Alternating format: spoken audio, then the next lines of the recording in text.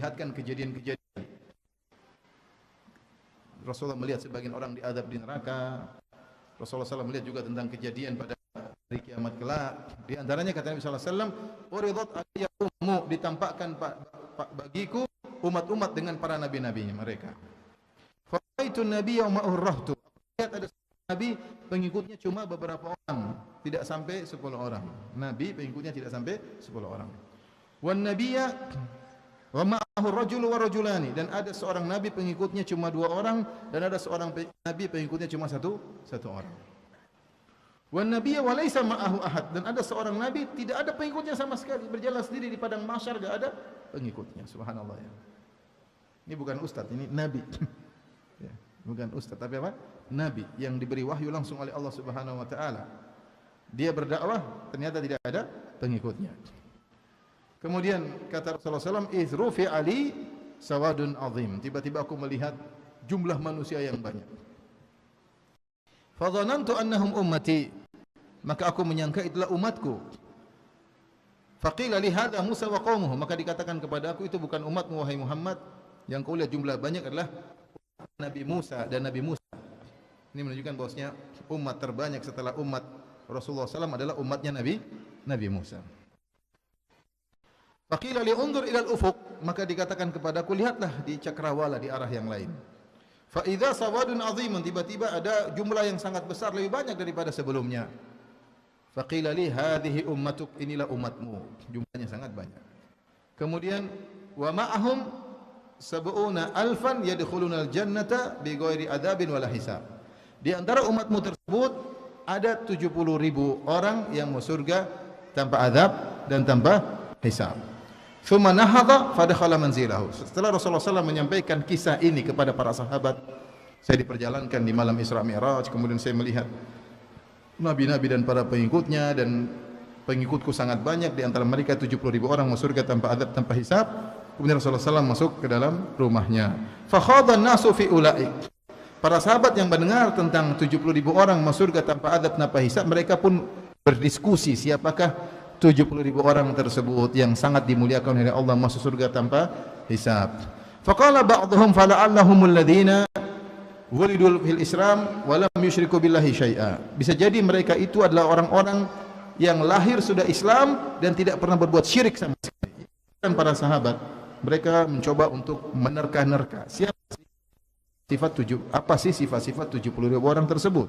Tafsiran pertama dari mereka, ini orang-orang yang lahir langsung Islam dan tidak pernah berbuat syirik sama sekali. Dan ini menunjukkan ilmu mereka. Mereka menduga ini pasti orang-orang yang benar-benar merealisasikan tauhid, yang tidak pernah berbuat syirik sama sekali. Tidak pernah percaya sama dukun, tidak pernah percaya sama jima, tidak pernah percaya sama pamali-pamali. Mereka bilang ini tidak pernah berbuat syirik sama sekali. Kemudian waqala ba'dhum, sebagian lagi menafsirkan, fala'alluhumul ladzina sahibu Rasulullah sallallahu alaihi wasallam, mungkin 70.000 orang tersebutlah sahabat-sahabat spesial Nabi sallallahu alaihi wasallam. Mungkin kaum Muhajirin, kaum Ansar, karena mereka tahu tentang keutamaan para sahabat. Kemungkinan besar 70 orang ini adalah sahabat Rasulullah SAW. Wa dzakaru asya'a. Kemudian mereka menyebutkan tafsiran-tafsiran yang lain. Tatkala Rasulullah SAW keluar dari rumah, maka fa akhbaruhu, maka mereka kabarkan kepada Nabi tentang dugaan-dugaan mereka tersebut. Kemudian Nabi SAW berkata, humul ladzina la yastarqun. 70.000 orang tersebut adalah wala yaktawun, dan tidak pernah melakukan pengobatan dengan kai, dengan besi yang dipanaskan. Wala yatatayyarun, dan tidak pernah bertatayyur, mengkait-kaitkan nasib sial dengan suara tertentu, dengan hewan tertentu, dengan angka tertentu, dengan hari tertentu, tidak pernah. Wa ala rabbihim yatawakkalun, dan mereka bertawakal kepada Rabb mereka. Ya.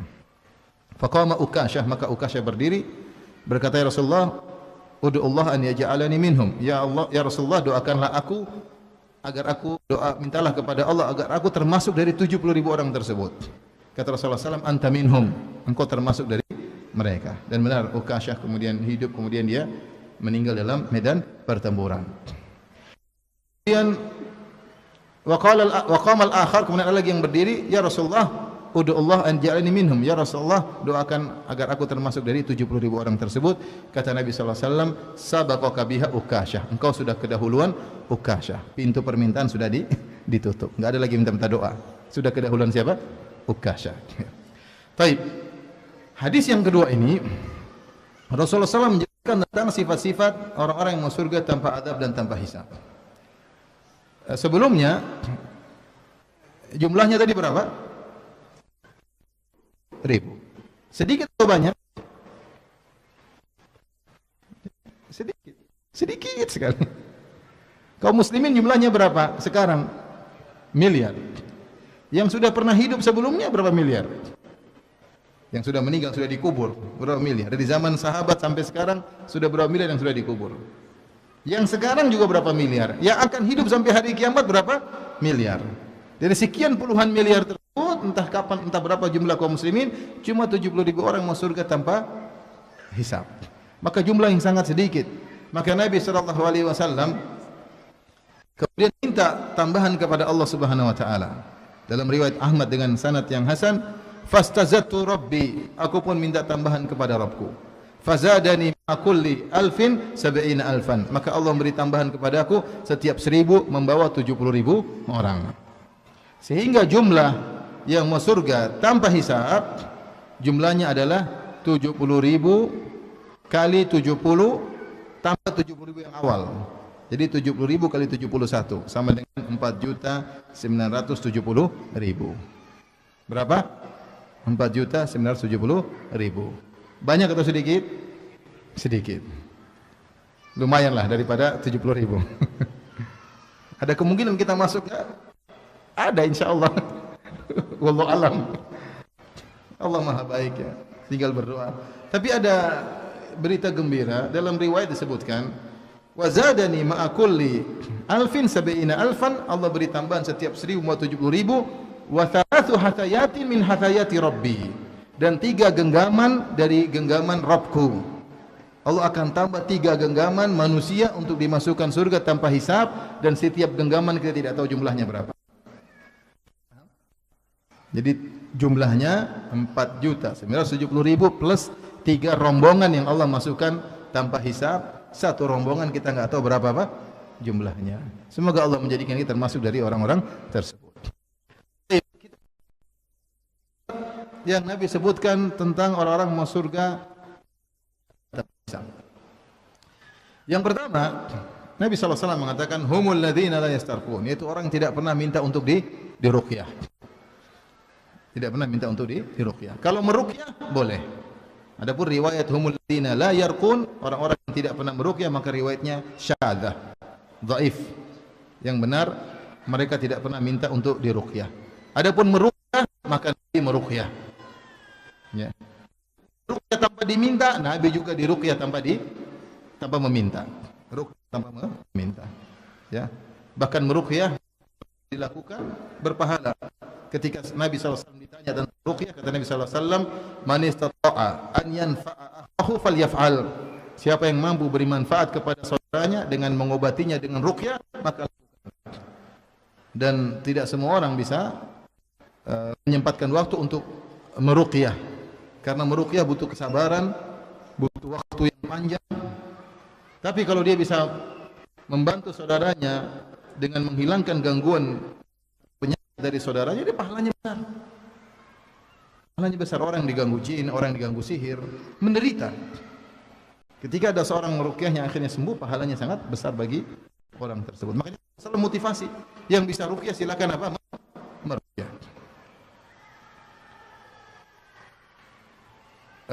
Kemudian ya, Rasulullah SAW juga diruqyah, Rasulullah SAW meruqyah. Yang dipersyaratkan dalam hadis ini masuk surga tanpa hisab humul ladzina la yastarqun, yang pernah minta ruqyah. Kenapa? Minta ruqyah bukan perkara yang haram, bukan. Bukan juga perkara yang makruh, tapi tidak utama. Ada yang mengatakan makruh minta ruqyah, ada yang mengatakan tidak makruh, cuma tidak utama. Sementara orang-orang surga ini mereka harus spesial. Sampai mereka meninggalkan perkara yang makruh atau mereka meninggalkan perkara yang tidak utama. Menunjukkan kesempurnaan tawakal mereka kepada Allah Subhanahu wa taala. Karena minta ruqyah ada sedikit permintaan, yaitu ketergantungan kepada orang tersebut.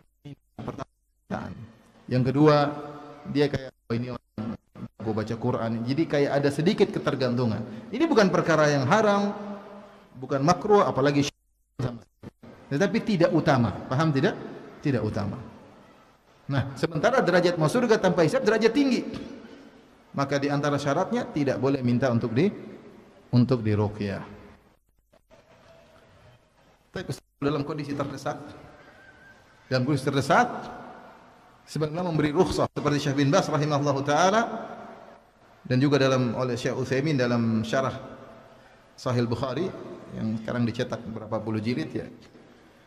Seakan para tersebut memberikan rukhsah kalau dalam kondisi darurat atau hajah mendesak boleh seorang minta ruqyah. Dalilnya apa? Dalilnya Rasulullah SAW mengatakan kepada Aisyah, ketika Aisyah sakit, Rasulullah SAW mengatakan, minta ruqyahlah.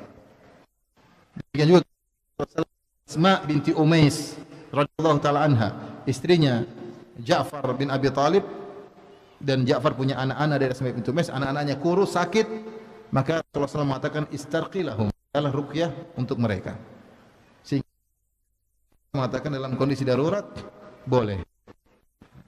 Allah alam, ini pendapat sebagian ulama. Tapi intinya kalau kita bisa tidak minta ruqyah, maka yang terbaik. Itu yang terbaik. Kalau ada pertanyaan, Ustaz, kalau dulu saya sering minta ruqyah, sekarang saya tobat. Kita itu bukan dosa. Minta ruqyah dosa atau bukan? Bukan, cuma tidak utama.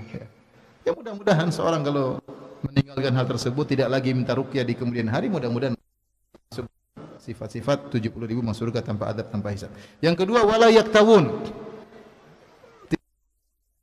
tidak melakukan pengobatan dengan al-kai. Kalau adzan silakan adzan ya. Ada dua pendapat di kalangan para ulama. Ada yang mengatakan seperti itu, tidak minta untuk diobati dengan dikai, dengan besi yang dipanaskan. Tahun tidak berobat, tidak harus minta. Dia berobat dengan kai pun dia tidak mau.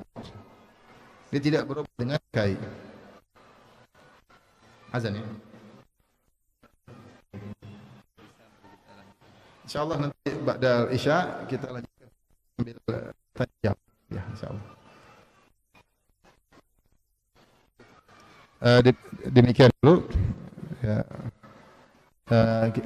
demikian itu hidayah. Assalamualaikum warahmatullahi wabarakatuh.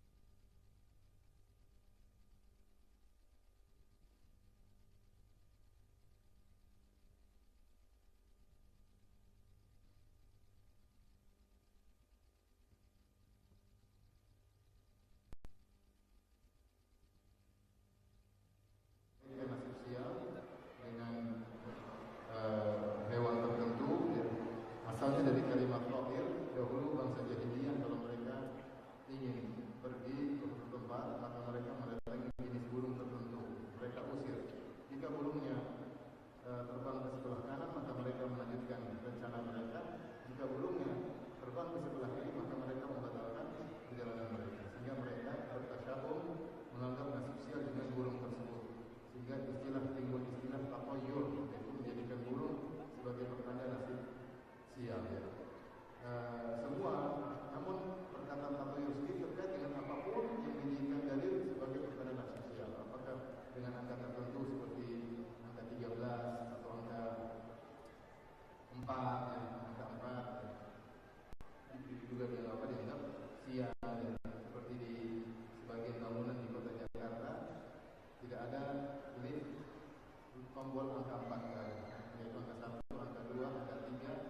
3B atau 3A, kemudian langsung apa? 5. Jadi tidak ada angka 4. Antum kalau punya anak 5, punya anak pertama, anak kedua, anak 3, anak 3A. Nah, kelimanya. Apalagi di pesawat-pesawat tidak ada angka 13. Jelas tidak ada. Kecuali mungkin di kalau di kita di Arab Saudi alhamdulillah ya, angka-angka ada, lantai 13 ada, kamar 13 ada, tombol 13 juga ada. Jadi itu hal yang tidak logis, namun banyak orang yang diyakini bahwa angka 13 adalah angka sial.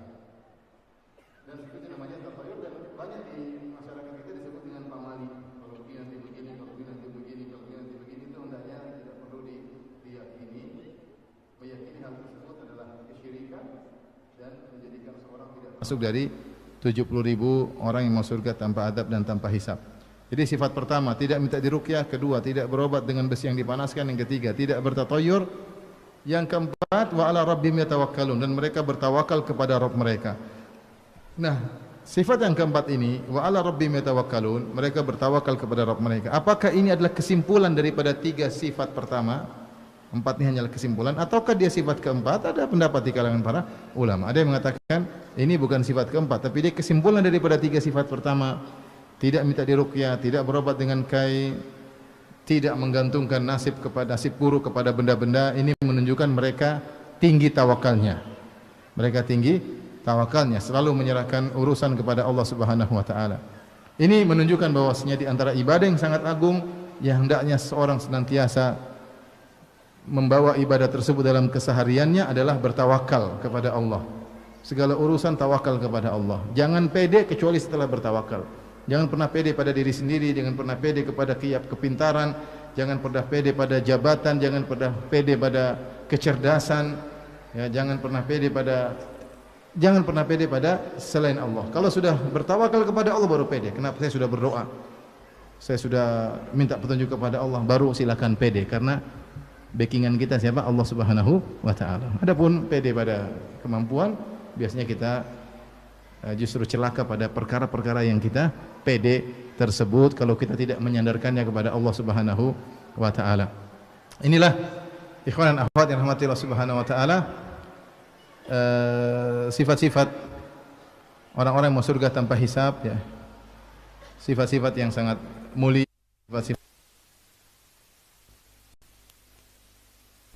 yang semangat dalam beribadah, yang sangat jauh dari kesyirikan, yang senantiasa bertawakal kepada Allah Subhanahu wa taala. Kita hanya bisa berdoa dengan karunia Allah, dengan kemuliaan Allah, dengan kemurahan Allah Subhanahu wa taala. Semoga Allah menjadikan kita termasuk dari golongan yang masuk surga tanpa hisab. Amin ya rabbal alamin. Demikian saja, kalau ada yang bertanya saya persilahkan.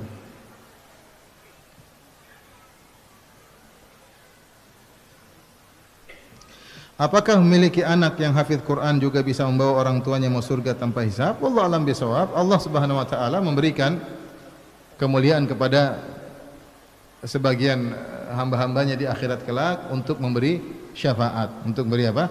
Syafaat, ya. Seperti orang yang meninggal di medan pertempuran karena Allah Subhanahu wa taala bisa memberi syafaat, ya. Demikian juga misalnya seorang anak bisa saja memberi syafaat kepada orang tuanya atau sebaliknya, seperti anak yang meninggal sebelum balik juga bisa memberi syafaat kepada orang tuanya, ya. Intinya ini kemuliaan yang Allah berikan kepada mereka, tentunya dengan izin Allah Subhanahu wa taala. Tidak bisa mereka beri syafaat secara langsung, harus minta izin kepada Allah Subhanahu wa taala, dan orang yang mau disyafaati pun harus diizinkan oleh Allah Subhanahu wa taala.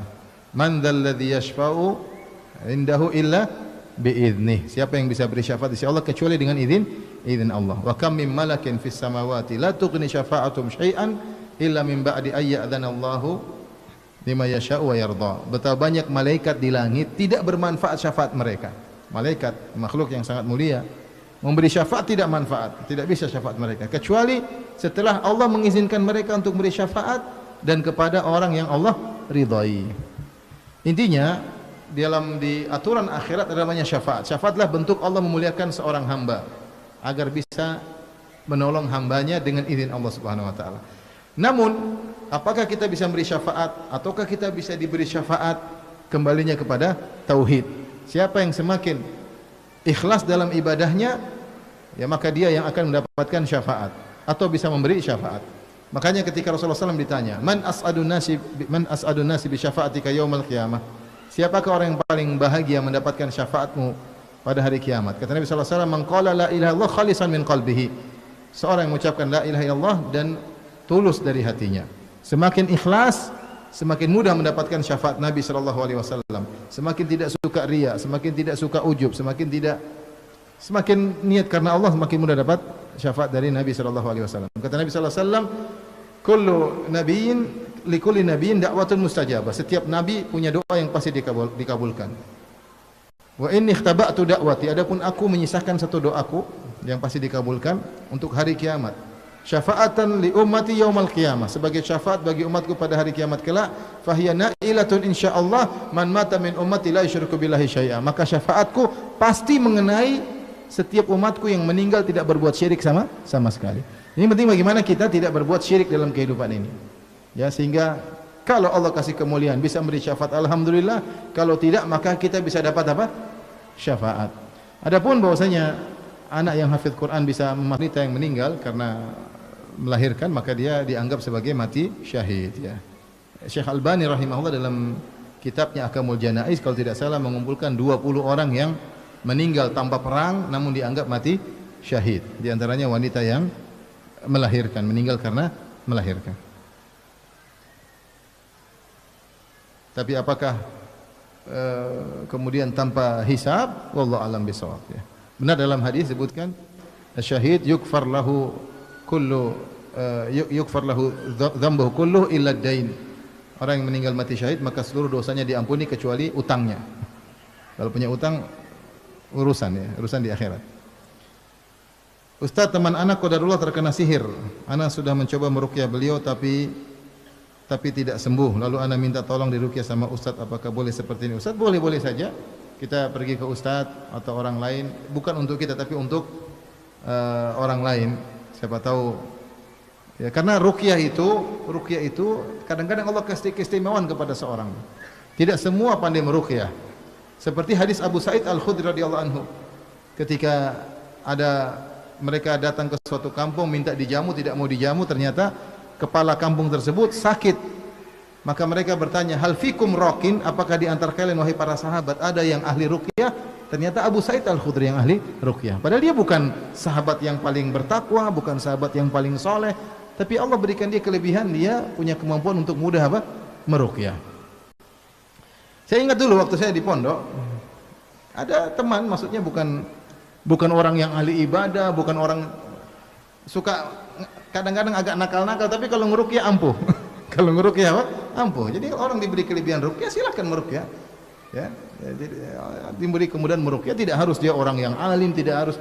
Allah berikan dia kelebihan, masing-masing diberi kelebihan jadi ahli ruqyah. Seperti sahabat Abu Sa'id Al-Khudri. Akhirnya Abu Sa'id Al-Khudri baca Al-Fatihah, langsung orang itu sembuh, seakan-akan tidak pernah sakit sebelumnya. Cuma baca Al-Fatihah selesai. Sebagian kita baca Al-Fatihah berulang-ulang tidak sembuh-sembuh, ya. Terkadang jinnya tambah ngamuk, ya. Tapi intinya tidak mengapa kita minta tolong orang lain atau minta tolong ustadz membantu teman kita yang tersihir, baik, itu baik. Jadi bukan dia yang itu tidak termasuk minta untuk diruqyah, tapi minta agar meruqyah orang lain, ya. Beda. Yang dimaksud dalam hadis adalah kita minta orang lain meruqyah diri kita sendiri. Itu yang mengeluarkan dari 70.000 orang tadi. Ustaz, cara menghafal Al-Quran cepat dan tidak hilang dari pikiran. Al-Quran tidak bisa hafal sekali hafal kemudian tidak lupa-lupa, nggak bisa. Allah menjadikan Al-Quran mudah dihafal. Walaqad yassarnal Qur'ana lidzikr fahal mim mudzakir. Sungguh kami telah mudahkan Al-Quran untuk menjadi pengingat. Di antara para ulama mengatakan maksudnya mudah untuk dihafal. Dan ini antara mukjizat Al-Quran, mudah dihafal. Anak-anak kecil pun bisa hafal Al-Quran. Tetapi sifat Al-Quran meskipun mudah dihafal, dia juga mudah lepas. Ta'ahadu bil Quran fa innahu asyaddu tafallutan minal ibil fi uquliha. Atau kama qala Nabi sallallahu alaihi wasallam. Hendaknya kalian mengulang-ulangi Al-Quran. Karena Al-Quran itu lebih cepat lepas daripada onta dari ikatannya. Maka Allah ingin agar seorang sering baca Al-Quran. Jadi penghafal Al-Quran memang berat. Kalau ngapal sekali, hafal mungkin mudah. bisa mungkin 6 bulan, 3 bulan, tapi menjaga hafalan tersebut. Ini tidak ada kata berhenti, terus-terusan harus murojaah. Karena kalau tidak murojaah dia akan apa? Akan lepas. Tidak akan lepas. Rasulullah mengatakan ta'ahadu seperti onta yang ada, onta kalau dia dideremkan, dipasang ikol, dipasang tali. Dia sering gerak-gerak, lama-lama talinya longgar, kemudian lepas. Nah, supaya onta tersebut tidak kabur, maka pemilik onta harus cek lagi talinya, kuatin lagi seperti itu. Demikian juga Al-Quran. Tanya para penghafal Quran, kalau mereka enggak murojaah bisa apa? Bisa lepas dan bisa hilang ya. Bahkan saya pernah ketemu seorang syekh guru Al-Quran. Dia punya murid, hafalannya bagus dan hafalnya, akhirnya diundang kemana-mana, diundang sini, jadi tayangan orang datang lihat dia ngapal. Akhirnya ketemu lagi dengan syekh itu cerita sama saya tes dia nggak bisa lagi. Jadi dia lupa murojaah, mungkin diundang ke sana, di masjid sini, masjid sana, yang dibaca surat-surat itu terus. Ketika dites kembali pada surat-surat yang lain dia nggak hafal, seperti baru mau hafal ulang. Karena Al-Quran tidak bisa begitu. Al-Quran memang harus diulang-ulang. Ketika Syekh Muhammad Abdul Muhsin Al-Qasim hafizahullah taala, imam Masjid Nabawi, dan dia adalah seorang qadhi di mahkamah Al-Mahkamah Al-Amah di kota Madinah. Ketika dia datang ke kampus UIM, Universitas Islam Madinah, kemudian pertemuan dengan mahasiswa, sempat ada mahasiswa yang tanya, "Ya Syekh ini termasuk yang kalau baca Quran jarang salah kalau jadi imam di Masjid Nabawi." Maka mereka tanya, "Syekh, Anda murojaah setiap hari berapa?" Saya ingat dia bilang, "Saya murojaah setiap hari 7 juz." Berapa? 7 juz ya. Jadi memang Al-Quran itu harus diulang-ulang. Jadi kalau caranya bagaimana hafal Quran cepat? Ya Al-Quran itu dihafal aja ya, dihafal diulang-ulang. Caranya gimana? 10 kali lihat ke depan, diulang 10 kali ke kanan, 10 kali ke kiri, 10 kali ke belakang, sudah berapa kali? 40 kali. Insya Allah hafal. Insya Allah hafal. Tidak ada habis itu tidak akan lupa. Enggak mungkin. Al-Quran akan lupa. Nabi yang bilang. Oleh karenanya harus diulang-ulang. Harus diulang-ulang. Kemudian untuk mudah menghafal Quran, ya pikiran harus fokus ya. Kalau mau hafal Quran tapi nonton Korea terus ya repot juga ya. Ya harus fokus. Fokus, kemudian cari waktu yang tepat untuk hafal Quran. Misalnya waktu di mana antum tidak ngantuk ketika menghafal. Ada orang menghafal Quran dibilang paling bagus pada subuh, tapi pada subuh dia ngantuk. Jangan hafal Quran ketika ngantuk, jangan. 1 jam nggak dapat apa-apa ya. Hafal ketika lagi fresh, lagi segar. Ada orang yang menghafal Quran sebelum subuh, ada. Dia ketika bangun subuh dia malah fresh, dia malah baca hafal Quran mudah masuk. Dan ingat, otak itu bisa dilatih. Perhatikan, otak itu bisa dilatih. Seperti otot orang, otot itu kalau dilatih jadi kekar, jadi besar ya. Demikian juga otak bisa dilatih, hanya saja tidak kelihatan karena dalam tempurung otak. Sebenarnya dia ada perubahan bentuk. Otak yang orang sering nonton film tertentu bisa berubah otaknya, mengecil atau membesar. Orang yang kuat menghafal juga otaknya bisa, jadi bisa dilatih. Dan terbukti ada orang yang mungkin hafal susah, dia ulang-ulang sampai ketika seakan-akan sudah connecting, sudah dia mudah untuk menghafal. Jadi kekakuan dalam otaknya lepas. Setelah itu dia mudah untuk apa? Menghafal. Terbukti anak kecil susah, suruh ulang, tapi begitu dia sudah hafal 5 surat, selanjutnya dia lancar. Berarti otaknya sudah terlatih. Sama seperti otak bisa dilatih. Jadi ini pembicaraan secara ilmiah. Maksudnya saya pernah bertemu dengan seorang dokter bicara tentang masalah ini. Dia bilang otak bisa dilatih dan secara ilmiah ada buktinya. Ada perubahan bentuk, ada perubahan kemampuan, otak bisa dilatih. Makanya subhanallah, para ulama di Madinah, guru-guru kita di sana, mahasiswa punya guru seperti tidak pikun, subhanallah. Saya terakhir ketemu Syekh Abdul Muhsin Al-Abbad, umur 90 tahun, tidak pikun, ngobrol lancar. Saya ngobrol sama dia lancar, nyambung. Subhanallah. Dia udah 90 tahun, bingung sudah. Jadi mereka hafal Quran, mereka selalu melatih otak mereka, selalu berpikir tentang ayat-ayat Allah. Jadi mereka tidak pikun. Tidak pikun. Itu diantara anugerah yang Allah berikan kepada para ulama. Ya. Lihat Masyayikh Syekh Shalih Al-Fauzan sudah berapa umurnya? Lancar kalau bicara ayat-ayat, tambah lancar, pengambilan dalil semakin kuat ya, karena memang diberi berkah oleh Allah Subhanahu wa taala.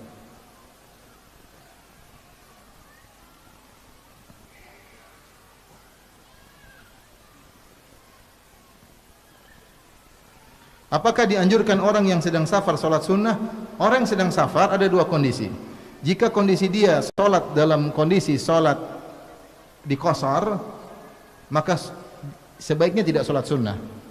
Meskipun dibolehkan, tapi sebaiknya tidak solat sunnah. Kenapa? Karena Nabi tidak solat sunnah kecuali qobliyah subuh. Misalnya Anda bersafar, kemudian Anda solat duhur 2 rakaat, Anda solat asar 2 rakaat, Anda solat isya 2 rakaat, maka tidak perlu solat qobliyah, solat ba'diyah, enggak perlu, kecuali qobliyah apa? Subuh. Karena Nabi SAW tidak meninggalkan qobliyah subuh dalam hadis-hadis yang sahih, baik sedang mukim maupun sedang safar. Ya, ngapain kita tambah lagi 2 sebelum, 2 sesudah?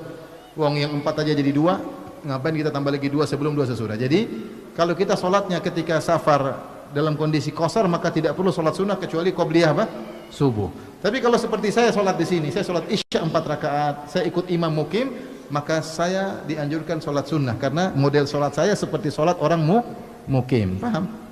Ini fatwa Syekh bin Baz rahimahullahu ta'ala. Kalau kita solatnya bersama orang mukim dan dia solatnya, kita solat akhirnya 4 rakaat seperti imam, maka kita boleh solat qobliyah ba'diyah sebagaimana sang imam.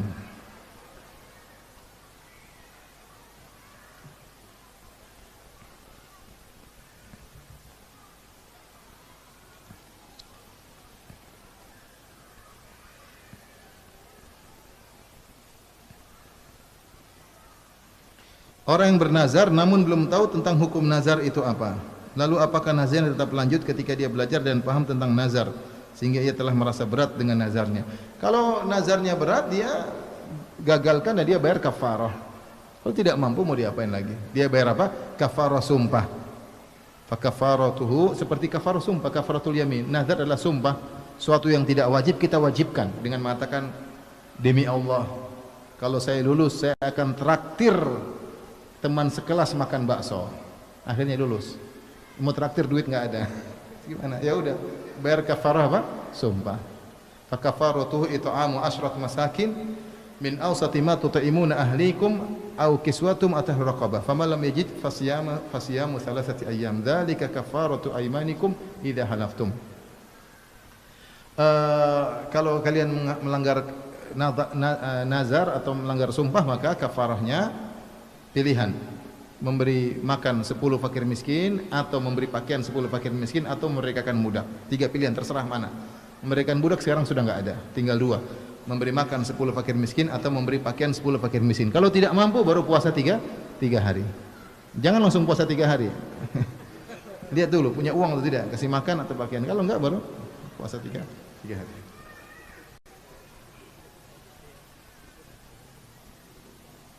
Siapa yang bangun Ka'bah pada awalnya? Apakah sudah dibangun oleh Nabi sebelum Nabi Ibrahim alaihissalam? Ini ada khilaf di kalangan para ulama. Ada yang mengatakan yang bangun pondasi, ada yang mengatakan malaikat, ada yang mengatakan Nabi Adam alaihissalam. Ada khilaf di kalangan para ulama. Yang jelas yang meninggikan pondasi adalah Nabi Ibrahim alaihissalam. Dia bangun Ka'bah, kemudian mengatakan ya ayuhan nas, inna rabbakum qad ittakhadha baitan fahujjuh. Wahai manusia, Allah telah membangun Ka'bah, maka datangilah, yaitu untuk haji atau umrah.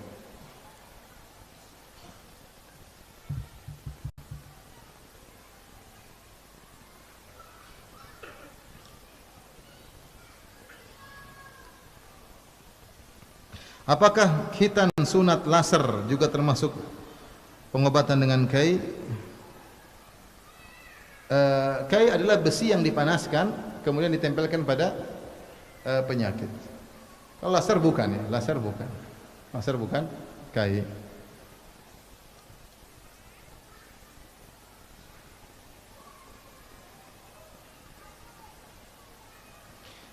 Ustaz, saya murid SMA boarding di Padang. Izin bertanya, jika kita pernah melakukan salah satu yang menyebabkan mengeluarkan kita dari orang masuk surga tanpa dihisab sebelum mengetahuinya, lalu kita bertobat, apakah kita bisa masuk surga tanpa hisab? Insyaallah taala ya. Yang jadi patokanlah bagaimana akidah Anda yang terakhir. Para sahabat, jangankan mereka dulu melakukan kesyirikan, mereka dulu menyembah apa? Berhala. Kemudian mereka berubah.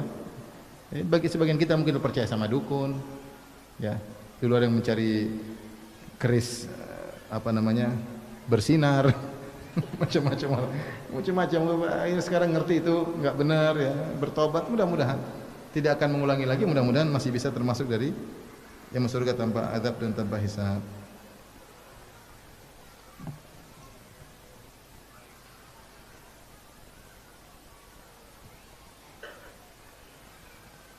Bagaimana sikap suami pada istri yang jika dia ingin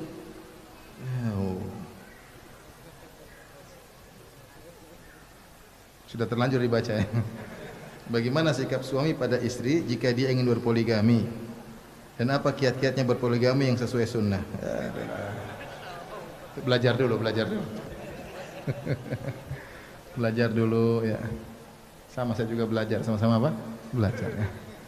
Baik, demikian saja. Masih ada? Hah? Masih banyak?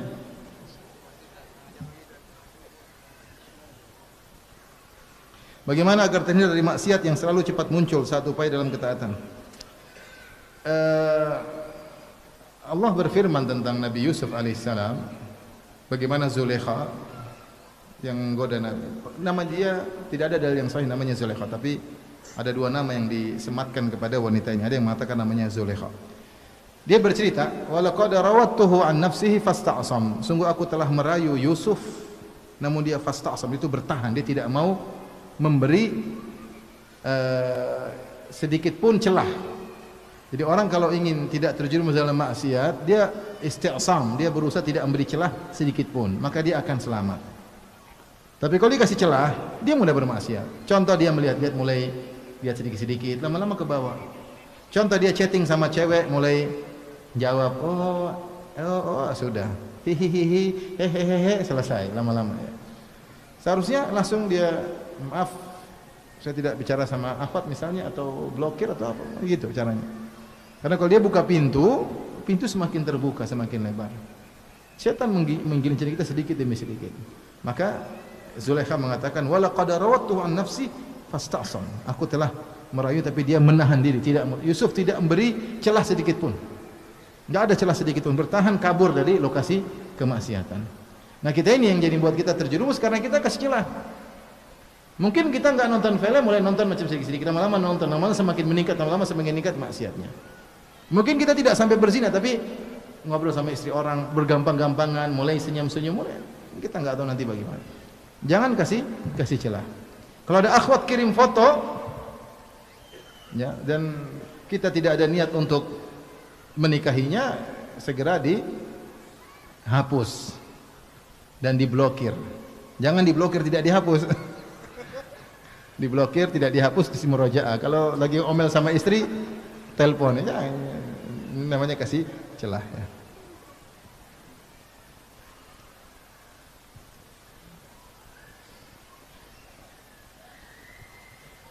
Ustadz, saya masih pelajar. Namun untuk menghindari perzinaan saya mempunyai niat untuk menikah, namun saya belum mampu. Bagaimana solusinya Ustadz? Puasa sunnah ya. Puasa sunnah, Senin Kemis. Kalau masih hasratnya bergejolak, puasa Daud. Tetapi percuma Anda puasa kalau Anda masih tidak menjaga pandangan mata, percuma. Benar, puasa itu mengurangi hasrat, tetapi faktor memandang itu lebih kuat sehingga mengalahkan efek puasa tersebut. Tapi kalau orang puasa kemudian dia jaga pandangan, insya Allah selamat. Insya Allah selamat. Kalau sudah puasa, sudah jaga pandangan, masih takut berzina, minta uang sama bapak. Saya mau nikah pak. Nggak apa-apa. Bahkan begitu pentingnya pernikahan, saya para ulama mengatakan boleh uang zakat digunakan untuk menikah. Boleh diambil, ada orang menikah takut berzina, ketika kasih uang zakat ke menikah, uang maharnya, walimahnya, sudah. Boleh, nggak apa-apa. Ini ujian para pelajar sekarang ya. Tontonan yang selewiran, yang tidak bisa dikontrol, membuat mereka akhirnya terjerumus dalam khayalan-khayalan yang bisa mengantarkan kepada perbuatan yang nista.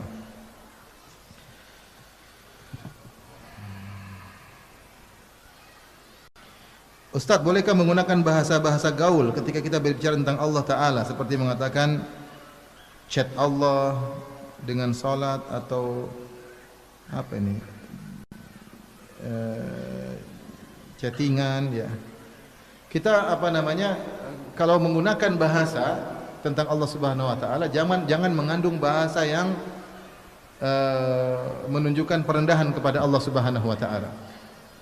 Seperti contoh kita mengatakan, misalnya mengatakan Allah mesra. Mesra ini bahasa yang kurang, khawatirnya ada nilai syahwat di situ ya. Sebaiknya kita hindari ya. Seperti kata-kata seperti itu ya.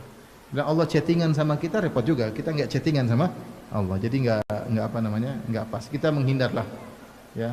Kita menghindar bahasa-bahasa yang khawatir menimbulkan makna konotasi yang buruk.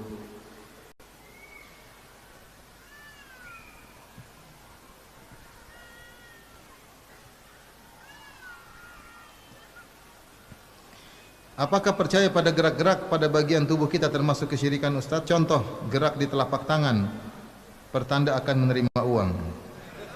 Bergelak kelopak mata sebelah bawah pertanda akan menangis dan lain sebagainya. Bagaimana cara menghilangkan kebiasaan ini dan diri kita Ustaz? Apa yang harus kita lakukan dan apa hukumnya kalau selama ini kita sudah terbiasa dengan kebiasaan ini? Buang keyakinan tersebut. Orang banyak kadang kita goyang-goyang enggak nangis-nangis ya. Enggak benar. Kadang gerak-gerak sendiri duit enggak datang-datang. Enggak, itu enggak. Kalaupun datang hanya kebetulan. Ini tidak ada kaitannya dan itu tidak boleh. Ini termasuk apa? Mengkaitkan sesuatu yang tanpa sebab.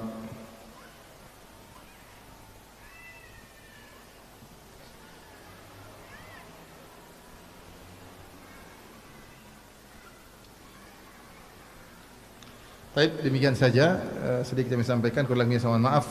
Wabillahi taufiq wal hidayah. Assalamualaikum warahmatullahi wabarakatuh. Subhanallah.